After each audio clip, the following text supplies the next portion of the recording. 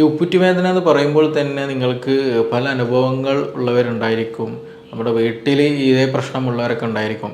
Of nature പനി, ഭയങ്കര ക്ഷീണം, പിന്നെ അതുപോലെ മറ്റു ജോയിൻറ്റുകളിൽ നല്ല കൈകാലുകളിൽ വേദന, മസ്കുലാർ പെയിന്, കൈയും കാലും എപ്പോഴും വേദന, നല്ല ക്ഷീണത്തിലിരിക്കുക, അങ്ങനെയുള്ള പല ബുദ്ധിമുട്ടുകളുണ്ടാവും. അതാണ് നമ്മൾ ഈ ഉപ്പുറ്റി വേദനയ്ക്ക് വേണ്ടിയിട്ട് എന്ത് ചെയ്യുക, ഈ ചൂട് പിടിക്കുക അല്ലെങ്കിൽ ഇങ്ങനെയുള്ള ഇഷ്യൂസ് നോക്കിയിട്ടുണ്ടെങ്കിൽ അത് പെയിന് കൂടാനുള്ള സാധ്യത വളരെ കൂടുതലാണ്. അപ്പോൾ യൂറിക് ആസിഡ് കേസുള്ളവർ നിർബന്ധമായിട്ടും നമ്മൾ ഡയറ്റ് നല്ലോണം ശ്രദ്ധിക്കുക. ഹലോ എവരിവൺ, ഞാൻ doctor Siraj, medical officer QNB hospital, Koduvally. പൊതുവായിട്ട് നമ്മുടെ ക്ലിനിക്കിൽ കണ്ടുവരുന്ന ഒരു കംപ്ലൈൻ്റാണ് ഉപ്പുറ്റി വേദന എന്ന് പറയുന്നത്. ഈ ഉപ്പുറ്റി വേദന എന്ന് പറയുമ്പോൾ തന്നെ നിങ്ങൾക്ക് പല അനുഭവങ്ങൾ ഉള്ളവരുണ്ടായിരിക്കും. നമ്മുടെ വീട്ടിൽ ഇതേ പ്രശ്നമുള്ളവരൊക്കെ ഉണ്ടായിരിക്കും. പല വീഡിയോസുകൾ കണ്ടിട്ട് പല ട്രീറ്റ്മെൻറ്റ് എടുത്തവരുണ്ട്. അതേപോലെ രാവിലെ വെള്ളത്തിൽ കാല് വെക്കുന്നവർ, ചുടുവെള്ളത്തിൽ കാല് വെക്കുന്നവർ, ചൂട് പിടിക്കുന്നവർ, ഇഷ്ടികയിൽ കാല് വെക്കുന്നവർ, അങ്ങനെ സർജറി കഴിഞ്ഞവർ വരെ ഈ ഉപ്പുറ്റി വേദന റിലേറ്റഡ് ആയിട്ട് പലരും ഉണ്ടായിരിക്കും. പക്ഷേ ചില ആളുകൾ ഈ ട്രീറ്റ്മെൻറ്റ് സജസ്റ്റ് ചെയ്തിട്ട് ട്രീറ്റ്മെൻറ്റ് ചെയ്തതിന് ശേഷം അത് ശരിയായ രീതിയിൽ റിസൾട്ട് കിട്ടുന്നില്ല. ചില ആളുകൾക്ക് അവരുടെ എക്സ്പീരിയൻസ് സ്വാഭാവികമായിട്ടും പറയും, ഇപ്പോൾ എനിക്കിങ്ങനെ ഞാൻ ചൂട് പിടിച്ചപ്പോൾ മാറി, നിങ്ങളൊന്ന് ചൂട് പിടിച്ച് നോക്കി എന്നുള്ള രൂപത്തിൽ നമ്മൾ ഫ്രണ്ട്സ് ആരെങ്കിലും സജസ്റ്റ് ചെയ്യും. നമ്മൾ ചൂട് പിടിച്ച് നോക്കുമ്പോൾ ചിലപ്പോൾ നമുക്ക് പെയിൻ അധികമായിട്ട് പോകും, പെയിൻ അധികമാകും. അപ്പോൾ നമ്മൾ മനസ്സിലാക്കേണ്ട ഒരു കാര്യമുണ്ട്, ഉപ്പുറ്റി വേദന എന്ന് പറയുന്നത് യഥാർത്ഥത്തിൽ ഡിഫറെൻറ്റ് ടൈപ്പ് ഉണ്ട്. പല വ്യത്യസ്ത രീതിയിലുണ്ട് ഈ ഉപ്പുറ്റി വേദന. അതിന് പല കാരണങ്ങളുണ്ട്. അപ്പോൾ നമ്മൾ ഒരാൾ ഒരു സജസ്റ്റ് ചെയ്തുകൊണ്ട് ഇത് ചെയ്ത് നോക്കി, ബാമ് തേച്ച് നോക്കി, അല്ലെങ്കിൽ ഇങ്ങനെ ചൂട് പിടിച്ച് നോക്കി എന്നുള്ള രീതിയിലൊരു സജഷൻ പറഞ്ഞത് കൊണ്ട്, അത് ചെയ്തത് കൊണ്ട് നമുക്ക് പെട്ടെന്ന് തന്നെ റിസൾട്ട് കിട്ടണമെന്നില്ല, അല്ലെങ്കിൽ അത് മാറണമെന്നില്ല. ചില കേസ് നമുക്ക് നേരെ ഓപ്പോസിറ്റ് റിസൾട്ടായിരിക്കും ഉണ്ടാവുക, അത് അധികമാകാനുള്ള സാധ്യതയുണ്ട്. അപ്പോൾ നമ്മൾ ആദ്യം മനസ്സിലാക്കേണ്ട ഒരു വിഷയം, എന്താണ് ഈ ഉപ്പുറ്റി വേദനയ്ക്ക് കാരണം എന്നുള്ളത് ആദ്യം തിരിച്ചറിയണം. എന്തൊക്കെ കാരണങ്ങളുണ്ട്, എനിക്ക് അപ്പോൾ എന്താണ് ഈ കാരണം എന്നുള്ളത് കൃത്യമായിട്ട് ബോധ്യം ഉണ്ടെങ്കിൽ, അത് മനസ്സിലാക്കുന്നവർക്ക് മാത്രമേ നമുക്ക് എന്ത് ചെയ്യാൻ പറ്റുള്ളൂ, ഇങ്ങനെയുള്ള ട്രീറ്റ്മെൻറ്റുകൾ നമുക്ക് പരീക്ഷിക്കാനെങ്കിലും പറ്റുള്ളൂ. അപ്പോൾ എന്തായാലും ഞാൻ ആദ്യമേ പറയുകയാണ്, നമുക്ക് ഉപ്പുറ്റി വേദന എന്ന് പറയുമ്പോൾ എന്തായാലും അതിൻ്റെ റീസൺ എന്താണെന്ന് അറിയണമെങ്കിൽ തീർച്ചയായിട്ടും ഒരു ഹെൽത്ത് പ്രൊഫഷണൽ ഡോക്ടറെ കണ്ടിട്ട് അവരുടെ നിർദ്ദേശം സ്വീകരിക്കൽ നിർബന്ധമാണ്. ഇല്ല എന്നുണ്ടെങ്കിൽ ചിലപ്പോൾ നമ്മുടെ സെൽഫ് ട്രീറ്റ്മെൻറ്റ് എന്ന് പറയുന്നത് കൂടുതൽ വഷളാക്കാൻ അല്ലെങ്കിൽ കൂടുതൽ വേദന ഉണ്ടാക്കാൻ ഒരു റീസൺ ആവുകയുള്ളൂ. അപ്പോൾ അതുകൊണ്ട് തന്നെ ആ കാര്യം നിർബന്ധമായിട്ട് നിങ്ങൾ ശ്രദ്ധിക്കണം.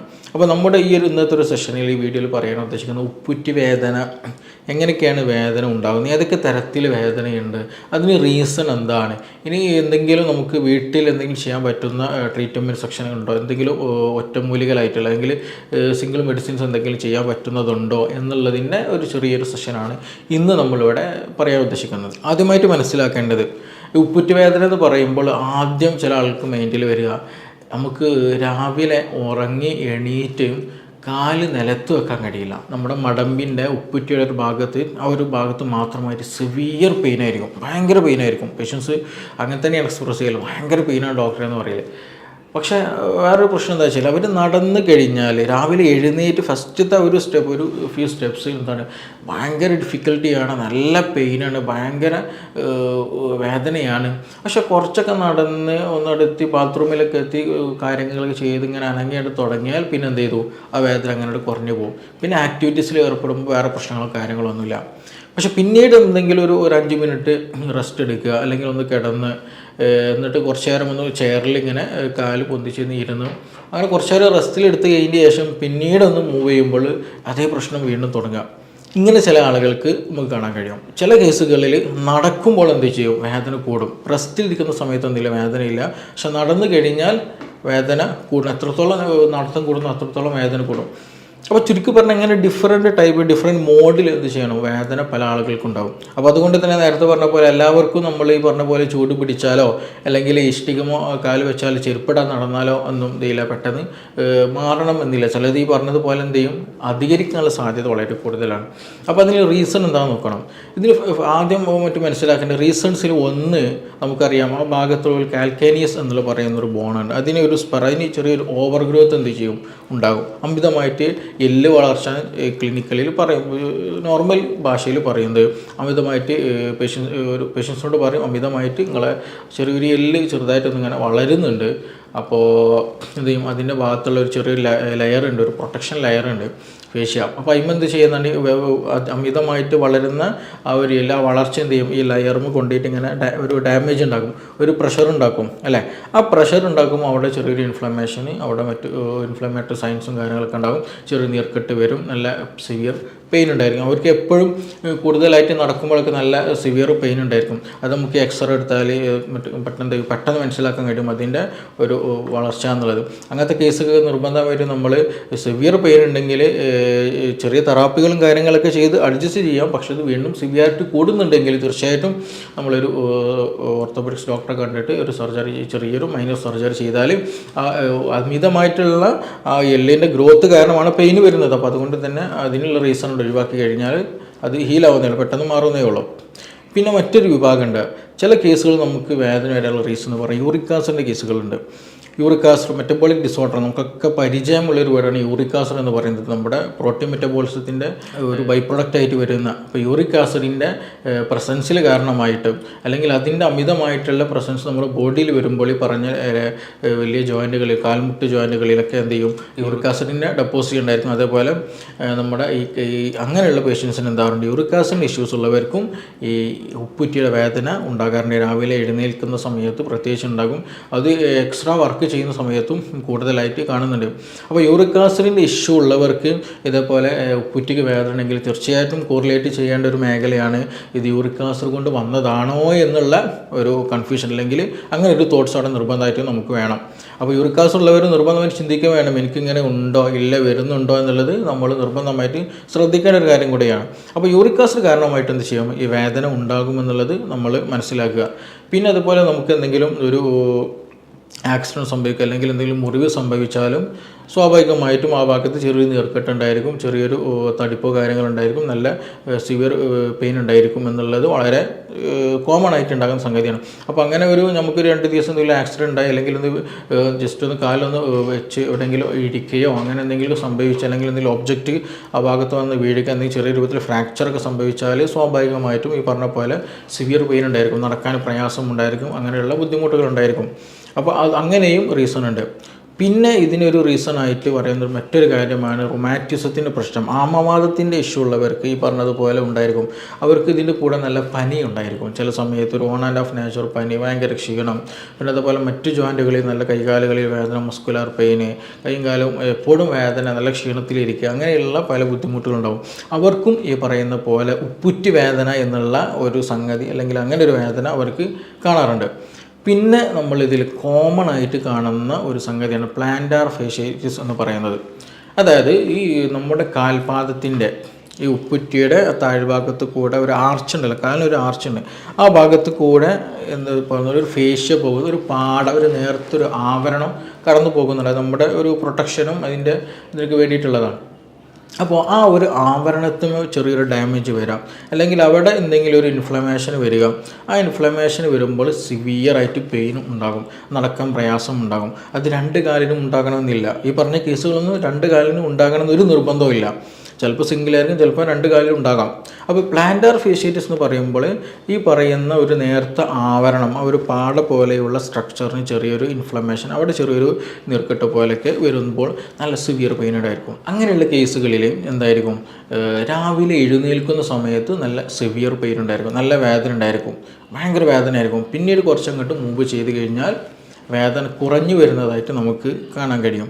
അതിന് ഇങ്ങനെ വരാനുള്ള റീസൺ എന്താണ്, ഇതിന് ഒരു പ്ലാന്റാർ ഫേഷ്യാറ്റിസ് ഒക്കെ വരാനുള്ള റീസൺസ് പറയുമ്പോൾ അതിന് ഒരുപാട് ചില സജഷൻസ് നമ്മൾ സ്റ്റഡീസുകൾ കാണാൻ കഴിയും. ഒന്ന്, ഒബസിറ്റി, അമിത വണ്ണം കാരണം എന്ത് ചെയ്യും, നമ്മുടെ ഫുഡിന് കൂടുതൽ പ്രഷർ വരും, അതുകൊണ്ട് ഈ പ്രശ്നങ്ങൾ ഉണ്ടാകുമെന്നുള്ള ഒരു സ്റ്റഡീസ് പറയുന്നുണ്ട്. അപ്പോൾ കൂടുതൽ ബോഡി വെയ്റ്റ് നമ്മുടെ ഈ ഫുഡിന് വരുമ്പോൾ അവിടെ ഒരു സ്വാഭാവികമായിട്ടും ഒരു പ്രഷർ അവിടെ വരും. അപ്പോൾ അതുകൊണ്ട് ആ ഫേഷ്യക്ക് ചെറിയൊരു ഡാമേജ് വരും, ഇൻഫ്ലമേഷൻ വരും, നല്ല പെയിൻ വരും. ഒന്ന് അത്. 2 നമ്മൾ പറയുന്നത് കൂടുതലായിട്ട് വർക്ക് ചെയ്യുക, കൂടുതൽ നിൽക്കുക, അല്ലെങ്കിൽ കൂടുതൽ റണ്ണിങ് ചെയ്യുക, അല്ലെങ്കിൽ കൂടുതൽ ജമ്പിങ് ചെയ്യുക, അങ്ങനെ എന്തെങ്കിലും ഒരു ആക്ടിവിറ്റീസ് കൂടുതലായിട്ട് ചെയ്യുന്നവർ അവർക്കും എന്ത് ചെയ്യും, ഇങ്ങനെയുള്ള വേദന അല്ലെങ്കിൽ ഈ പ്ലാന്റാർ ഫേഷ്യാറ്റിസ് എന്നുള്ള ഫേഷ്യക്ക് ആവരണത്തിന് ചെറിയൊരു കേടുപാടുകൾ വരും, നല്ല സിവിയർ പെയിന് വരും. അങ്ങനെയുള്ളവർക്കും ഈ ബുദ്ധിമുട്ട് അല്ലെങ്കിൽ ഈ പ്രശ്നം ഉണ്ടാകുന്നത് കണ്ടിട്ടുണ്ട്. പിന്നെ അതുപോലെ മറ്റുള്ളതെന്ന് വെച്ചാൽ നമ്മൾ ഉപയോഗിക്കുന്ന ചെരുപ്പ് വളരെ ഇമ്പോർട്ടൻ്റാണ്. ഇതാണ് നമ്മൾ ക്ലിനിക്കിൽ നമുക്ക് മനസ്സിലാക്കുക. നമ്മൾ ഉപയോഗിക്കുന്ന ചെരുപ്പ് വളരെ ഇമ്പോർട്ടൻ്റ്. കാരണം നമ്മുടെ ബോഡി ബാലൻസ് ചെയ്ത് നിൽക്കണമെന്നുണ്ടെങ്കിൽ, ശരിയായ രീതിയിൽ പൊസിഷനിൽ നമ്മൾ നിൽക്കണമെന്നുണ്ടെങ്കിൽ, നമ്മുടെ ഈ നമ്മുടെ കാലിൻ്റെ അടിയിൽ ഒരു പ്രത്യേക ഒരു ഷേപ്പുണ്ട്, ഒരു കർവേച്ചർ നമുക്ക് കാണാൻ കഴിയും. അപ്പോൾ അത് നമ്മൾ ഉപയോഗിക്കുന്ന ചെരുപ്പ് എന്ത് ചെയ്യണം, ഈ കർവേച്ചറിന് സപ്പോർട്ടഡ് ആയിട്ടുള്ള, അതിന് കുറച്ചും കൂടി ബലമുള്ള സപ്പോർട്ട് കൊടുക്കുന്ന ചെരുപ്പുകൾ നമ്മൾ ഉപയോഗിക്കണം, ഷൂസുകൾ നമ്മൾ ഉപയോഗിക്കാൻ ശ്രദ്ധിക്കണം. അല്ലാണ്ട് നമ്മൾ വെറും ഒരു ലുക്ക് കണ്ടിട്ട് അല്ലെങ്കിൽ ഒരു ട്രെൻഡിന് കൂടെ നമ്മുടെ ലൈഫ് സ്റ്റൈൽ നീങ്ങിക്കഴിഞ്ഞാൽ നമുക്ക് സ്വാഭാവികമായിട്ട് അസുഖം വരും. അപ്പോൾ നമ്മൾ ഉപയോഗിക്കുന്ന ചെരുപ്പുകളൊക്കെ എന്ത് ചെയ്യണം, നമ്മുടെ സോളിന് ഒക്കെ എന്ത് ചെയ്യണം, നമ്മുടെ ആ ഒരു കർവേച്ചർ സപ്പോർട്ടഡ് ആയിട്ടുള്ള ഒരു ചെരുപ്പുകളും ഷൂസാണ് നമ്മൾ ഉപയോഗിക്കേണ്ടത്. അങ്ങനെ വരുമ്പോഴും അതല്ലെങ്കിൽ ഈ വേദന വരാനുള്ള ചാൻസസ് ഉണ്ട്. അങ്ങനെയും ചില പഠനങ്ങൾ പറയുന്നുണ്ട്. പിന്നെ ഇതാണ് ഏറ്റവും കൂടുതൽ റീസൺ ആയിട്ട് നമുക്ക് വരുന്ന ഒരു കംപ്ലയിൻറ്റ് എന്ന് പറയുന്നത്. പിന്നെ ഒന്ന് പറയുന്നത് നമ്മുടെ അക്ലിസ് ടെൻഡൺ എന്നുള്ളൊരു ടെൻഡൺ ഉണ്ട്. അതായത് നമുക്കൊക്കെ അറിയാം, നമ്മുടെ കാഫ് മസിൽ അല്ലേ, നമ്മുടെ കാലിൽ ലോവർ ലെഗിൻ്റെ മുട്ടിന് താഴെയുള്ള ഭാഗത്ത് ബാക്കിൽ നല്ല മസിൽ ഉണ്ടല്ലോ, നമ്മൾ മസിൽ കയറുക എന്ന് പറയുന്നൊരു മസിൽ ഉണ്ടല്ലോ, ആ മസിൽ ഇവിടുന്ന് താഴോട്ട്, അതായത് നമ്മുടെ കാലിൻ്റെ ഉപ്പുറ്റിയുടെ ഭാഗത്തേക്ക്, മടമ്പിൻ്റെ ഞെരിയാണിയുടെ ആ ഒരു ഭാഗത്തേക്കൊക്കെ ആയിട്ട് ബാക്ക് സൈഡിലൂടെ ഒരു ടെൻഡൺ പോകുന്നുണ്ട്, അക്ലിസ് ടെൻഡൺ. അപ്പോൾ അതിന് ചെറിയൊരു കംപ്ലയിൻറ്റ് വന്നാൽ, അതിനൊരു ചെറിയൊരു പിടുത്തം, മസിലിനൊക്കെ ഒരു പിടുത്തം വന്നാൽ എന്ത് ചെയ്യും, ആ ടെൻഡൺ അറ്റാച്ച് ചെയ്തത് ഈ കാൽക്കേനിയസ് അല്ലെങ്കിൽ ഉപ്പുറ്റിയുടെ എൻഡിങ് ആ ഒരു ഭാഗത്താണ്. അപ്പോൾ സ്വാഭാവികമായും മസിലിന് എന്തെങ്കിലും ചെറിയൊരു പിടുത്തോ കാര്യങ്ങളുണ്ടെന്നുണ്ടെങ്കിൽ സ്വാഭാവികമായിട്ട് ഉപ്പുറ്റിയുടെ ഭാഗത്തായിട്ടൊരു വേദന കാണാൻ കഴിയും. അപ്പോൾ അങ്ങനെയും എന്ത് ചെയ്യും, സ്പോർട്സ് ഇഞ്ചുറികൾ കൂടുതലായിട്ട് കോമൺ ആയിട്ട് കാണുന്ന ഒരു സംഗതിയാണ്. അപ്പോൾ അങ്ങനെയും ചില ആളുകൾക്ക് എന്ത് ചെയ്യും, ആ ഒരു ടെൻഡൻ്റെ എന്തെങ്കിലും ഒരു പ്രശ്നം കാരണം, കംപ്ലയിൻറ്റ്സ് കാരണമായിട്ട് ഉപ്പുറ്റി വേദന കാണാറുണ്ട്. അപ്പോൾ കോമൺ ആയിട്ട് ഞാൻ ആദ്യം പറഞ്ഞു, ഉപ്പുറ്റി വേദന എന്ന് പറയലോട് കൂടിയിട്ട് നമ്മൾ ഒരിക്കലും എന്ത് ചെയ്യുക, അതൊരു സിംഗിൾ കാറ്റഗറിയിലേക്ക് കോൺസെൻട്രേറ്റ് ചെയ്യരുത്. ഇങ്ങനെയുള്ള ഒരുപാട് കാരണങ്ങൾ അതിൻ്റെ പിന്നിലുണ്ട് എന്നുള്ളത് നമ്മൾ ആദ്യം മനസ്സിലാക്കണം. അപ്പോൾ അത് മനസ്സിലാക്കണം എന്നുണ്ടെങ്കിൽ തീർച്ചയായിട്ടും ഒരു പ്രൊഫഷണൽ ഡോക്ടറെ കണ്ടിട്ട് എന്താണിത്, എല്ലിൻ്റെ വളർച്ചയാണോ, അല്ലെങ്കിൽ യൂറിക് ആസിഡിൻ്റെ പ്രശ്നമാണോ, ആമവാദത്തിൻ്റെ പ്രശ്നമാണോ, ഇനി അതല്ല ഞാൻ എന്തെങ്കിലും ഒബ്ജക്റ്റ് എടുക്കുക, എന്തെങ്കിലും അക്ഷരമുണ്ടോ, അല്ലെങ്കിൽ കാലെവിടെയെങ്കിലും വെച്ച് തട്ടിയപ്പോൾ എന്തെങ്കിലും മുറിവ് പറ്റിയോ, അല്ലെങ്കിൽ ഞാനൊരു സ്റ്റെപ്പും ഇറങ്ങിയപ്പോൾ എന്തെങ്കിലും മുറിവ് പറ്റിയോ, അതിലെന്തെങ്കിലും ചെറിയ ഡാമേജ് വന്നതോ ബോണിനെയും, അതിനുള്ള ചാൻസസ് ഉണ്ട്. അപ്പോൾ ഇതിന് എന്താണ് റീസൺ എന്നുള്ളത് നമ്മൾ നോക്കണം. ചില കേസുകൾ നമ്മൾ ഡോക്ടറോട് എന്തായാലും സ്വാഭാവികമായി പേഷ്യൻസിനോട് പറയുന്നത് അത്യാവശ്യം നല്ല തെറാപ്പി, നല്ല മൂവ്മെൻറ്റും കാര്യങ്ങൾ നടത്തണം. ചില കേസുകൾ നമ്മൾ പറയുന്നത് നിങ്ങൾ തെറാപ്പി ചെയ്യരുത്, നിങ്ങൾ റെസ്റ്റ് എടുക്കണം, കൂടുതൽ എക്സസൈസ് ഒന്നും ചെയ്യരുത് എന്ന് പറയും. അപ്പോൾ ഏത് കേസിലാണ് എന്നുള്ളത് നമ്മൾ അറിയണം. ഇല്ല എന്നുണ്ടെങ്കിൽ ചിലപ്പോൾ നമുക്ക് ഓപ്പോസിറ്റ് റിസൾട്ട് ആയിരിക്കണം, കൂടുതൽ സിവിയാരിറ്റിയിലേക്ക് പെയിൻ എന്ത് ചെയ്യും നമ്മളെ കൊണ്ടുപോവുകയുള്ളൂ. അപ്പോൾ അതുകൊണ്ട് തന്നെ ഇങ്ങനെയുള്ള ഇഷ്യൂസ് കാര്യങ്ങളുണ്ടെങ്കിൽ നിർബന്ധമായിട്ട് ഒരു ഡോക്ടറെ കാണുക. ഇത് കോമൺ ആയിട്ട് നമ്മുടെ ക്ലിനിക്കിൽ വരുന്ന കേസുകളാണ്. ഇത് അത്ര വലിയ സിവിയാരിറ്റി ഉള്ള പ്രോബ്ലം അല്ല, പക്ഷേ ഈ ഒരു സിംറ്റം കാരണം, ഈ ഒരു വേദന കാരണം നമ്മുടെ ഡെയിലി ലൈഫിനെ നല്ലോണം ബാധിക്കും. അത് മിക്ക ഈ പ്രശ്നങ്ങളും കൂടുതൽ കാണുവരുന്നത് സ്ത്രീകളിലാണ് കൂടുതൽ കാണുവരുന്നത്.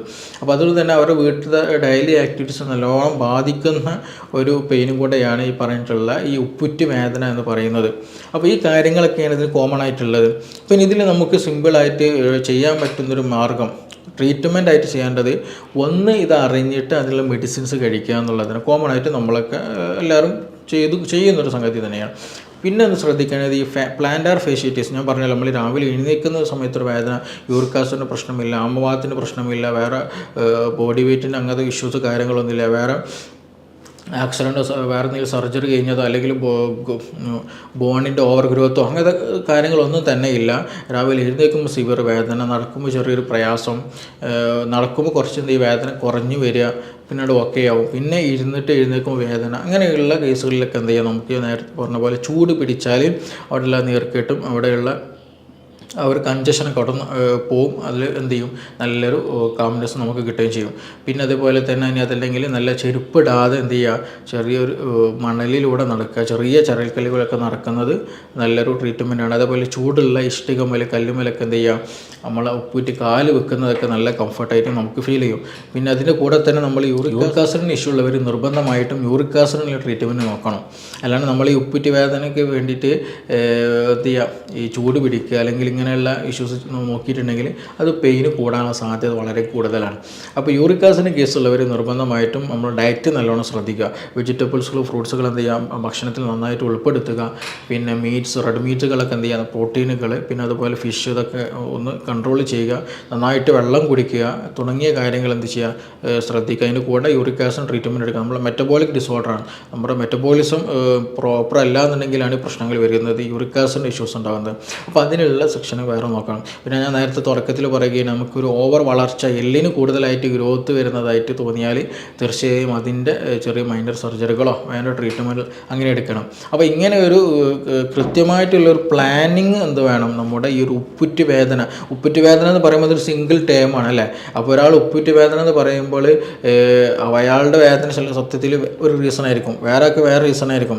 അപ്പോൾ ഒരാൾക്കൊരു വേദന മാറി ഞാൻ ചൂട് പിടിച്ചപ്പോൾ മാറി എന്ന് പറഞ്ഞത് കൊണ്ട് ബാക്കിയുള്ളവർക്ക് അത് പ്രയോഗിക്കുന്നത് അത്ര നല്ലതല്ല. അപ്പോൾ എന്താണ് വേദനയുടെ റീസൺ എന്നുള്ളത് അറിയൽ നിർബന്ധമാണ്. അപ്പോൾ അതുകൊണ്ട് തന്നെ നമ്മൾ സ്വയം ട്രീറ്റ്മെൻറ്റ് നടത്താതെ ഇത് കോമൺ ആയിട്ട് കണ്ടുവരുന്നതാണ്. നമുക്ക് ക്ലിനിക്കിൽ കോമൺ ആയിട്ടുള്ളൊരു പലരും സംശയം ചോദിക്കുന്നൊരു കേസും കൂടിയാണ്. അപ്പോൾ അതുകൊണ്ട് തന്നെ ഇതുമായി ബന്ധപ്പെട്ട് എന്തെങ്കിലും ഇനി അറിയണമെന്നുണ്ടെങ്കിൽ ഇതിൻ്റെ മറ്റു വശങ്ങൾ തിരിച്ചറിയണമെന്നുണ്ടെങ്കിൽ നിങ്ങൾക്ക് ഇതിൻ്റെ കൂടുതൽ വിവരങ്ങൾ ആവശ്യമുണ്ടെങ്കിൽ തീർച്ചയായിട്ടും നിങ്ങൾക്ക് ഈ നമ്പറിൽ ബന്ധപ്പെടാവുന്നതാണ്. നമുക്കിനി മറ്റൊരു വിഷയമായിട്ട് വീണ്ടും കാണാം. Thank you.